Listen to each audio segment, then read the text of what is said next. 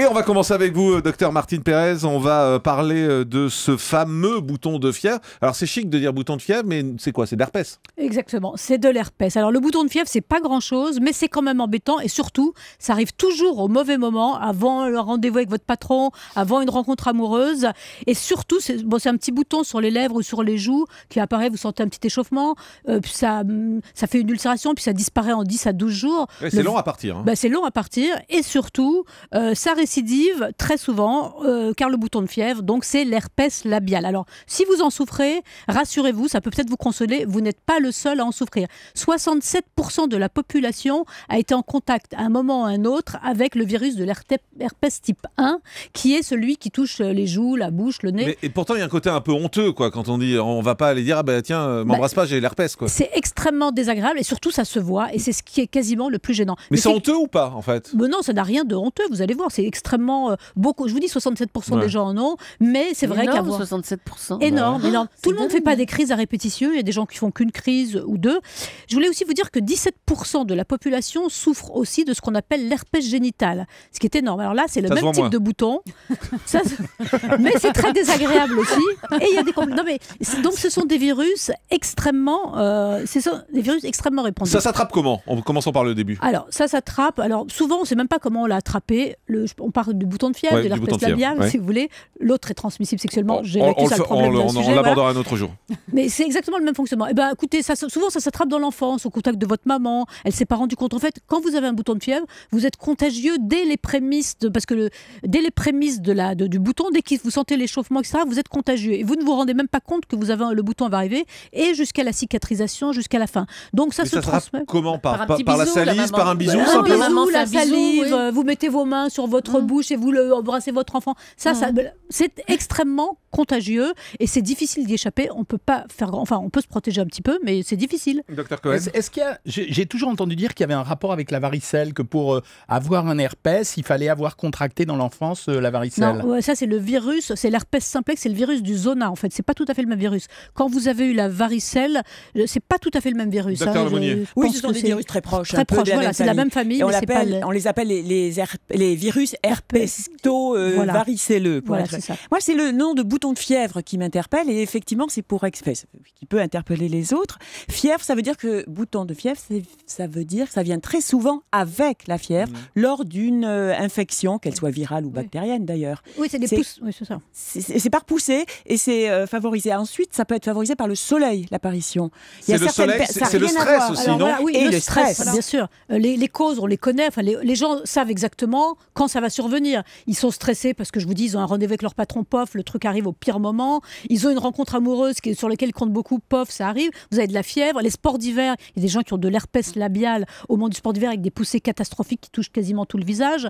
Voilà. Alors, donc vous allez nous expliquer comment on peut essayer d'éviter que ça arrive, Sabrina Philippe? Oui, justement, moi j'ai vu souvent des personnes qui avaient des rendez-vous amoureux et qui étaient extrêmement stressées et qui se retrouvent avec un bouton de fièvre qui empêche évidemment tout rapprochement.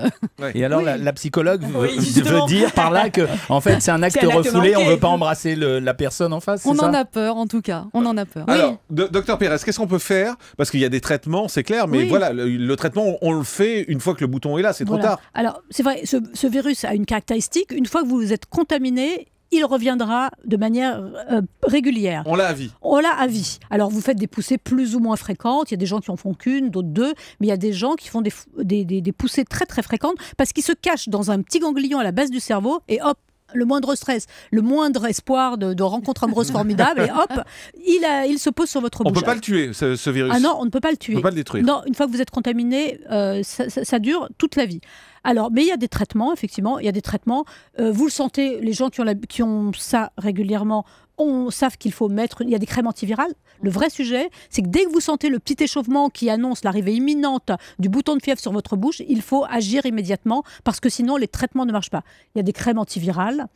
Il y a aussi... Il y a des crèmes qui sont sans ordonnance maintenant. Une époque, il fallait des ordonnances. Maintenant, ça s'achète sans ordonnance. Il y a des crèmes sans ordonnance. Elles coûtent un peu plus cher que quand vous avez une ordonnance, il faut le savoir. Mais ça marche ou ça fait passer le temps? Non, franchement, ça marche. Ça marche pas. Ça marche à condition... Le médicament qui commence par Z, là, je sais pas si... Le Zovirax. Ça marche pas du tout. Alors, il faut commencer très vite. Très vite. Très vite. Voilà. Dès que ça picote un petit peu. Sinon, effectivement, et ça ne fait pas partir immédiatement la petite vésicule. Ça accélère un petit peu sa cicatrisation. C'est Voilà. vrai. Donc ça Soyons sert pas à modestes. grand chose, ça veut dire quand même. Alors, si ça arrive souvent, ce que vous pouvez faire, il y a des médecins parce qu'il y a des gens qui ont des crises toutes les semaines, tous les mois, c'est insupportable. C'est extrêmement désagréable et c'est surtout très visible et vous n'avez pas envie que tout le monde voit votre Bien stress à sûr. l'extérieur. Eh bien, votre médecin peut prescrire des comprimés de l'antiviral et pendant 6 mois, vous prenez un comprimé par jour pendant 6 mois et pendant 6 mois, vous êtes tranquille, vous n'avez plus de poussée a priori. Oui, mais après, Ah ben non, mais ça revient, je vous dis, vous l'avez à vie ce virus, vous l'avez à vie. c'est pas possible de calmer les poussées, d'essayer d'en avoir moins souvent, c'est Je vous impossible. dis, vous prenez un traitement chronique pendant quelques Des mois, Docteur Lemonnier. des mois, il faut le prendre des mois. Pourquoi c'est à vie? Parce que le virus va se loger dans des petits ganglions. Là, Ouais. il va se cacher, comme disait très justement Martine au début, il va se cacher dans des ganglions où il est quasiment des ganglions nerveux et auxquels il est Et le soleil, ça fait- Docteur Cohen.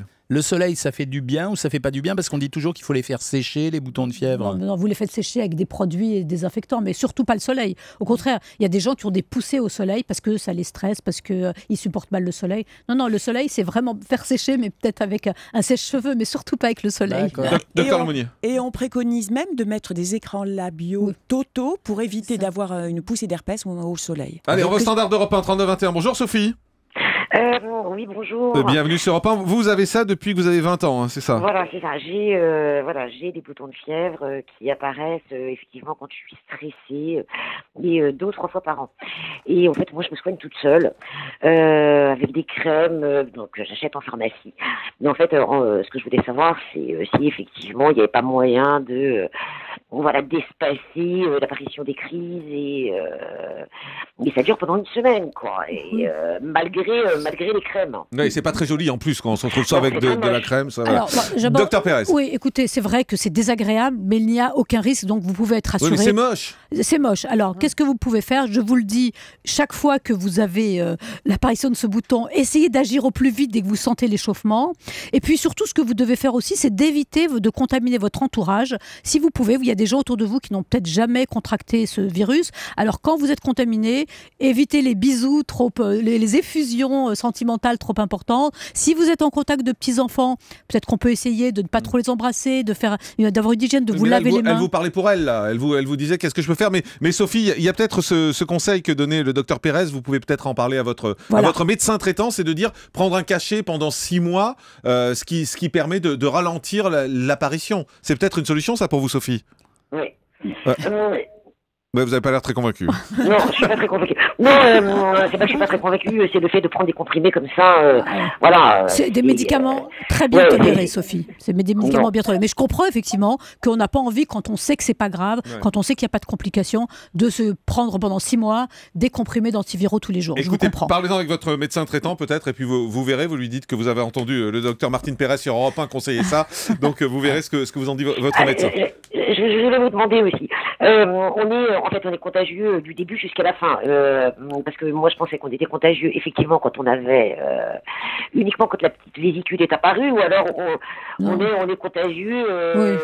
Franchement, on est contagieux dès les premiers jours, dès qu'il y a les petites vésicules qui apparaissent, elles vont relarguer dans l'environnement du virus, parce que dans les vésicules, elles contiennent du virus. Donc on est contagieux quasiment du début jusqu'à la fin, hein, sachez-le. Voilà. Merci Sophie. Merci beaucoup, Sophie. Merci Sophie de nous avoir appelés. Un mot également, on est contagieux que quand il y a la vésicule. C'est-à-dire que dans la vie quotidienne, est-ce qu'on est contagieux même si ça c'est pas apparu? A priori, on n'est quand même pas contagieux tout le temps. On est contagieux à partir du moment où il y a des petits symptômes, mais des mêmes minimes. Ça, il faut le savoir. Docteur Lemonnier, vous vouliez ajouter quelque chose? Juste pour faire un petit mot, je dirais que l'herpès, c'est complètement différent de l'amour. L'herpès, on l'a à vie. Ça dure toute la vie. Vous êtes pessimiste, vous, justement.